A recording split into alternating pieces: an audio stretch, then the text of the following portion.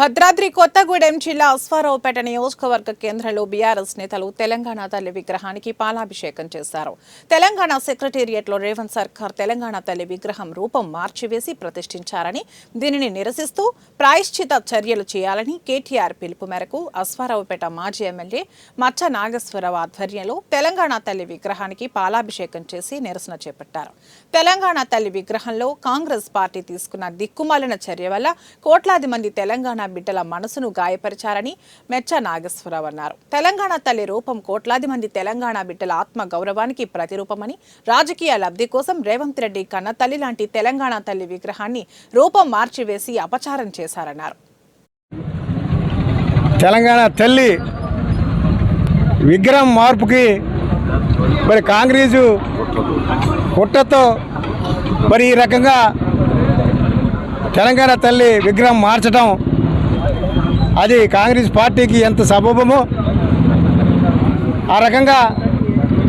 ఎందుకంటే తెలంగాణలో రాష్ట్రాన్ని ప్రజల్ని తలదించేలా చేసింది కాంగ్రెస్ పార్టీ. ఎందుకంటే ఈ రాష్ట్రంలో ప్రతి ఒక్కరూ తెలంగాణ రావాలని కోరుకున్నారు.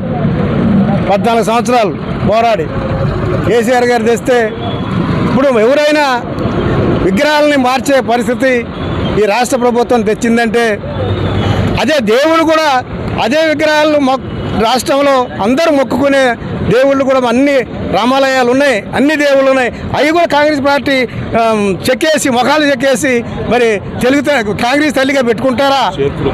చేర్పులు మార్పులు చేసే పరిస్థితి చేస్తారా? మరి అది మీరు కాంగ్రెస్ ఇందిరాగాంధీ పరువు తీసేస్తున్నారు కాంగ్రెస్ పార్టీ ఇప్పుడు వచ్చిన ముఖ్యమంత్రులు. కాబట్టి మీరు అమలుగానే హామీలు ఇచ్చి కాంగ్రెస్ పార్టీని తెచ్చుకున్నారు. ఆ హామీలు ఏమైనా మీరు ఎక్కడన్నా ఒక్కటి మరి నెరవేర్చారా?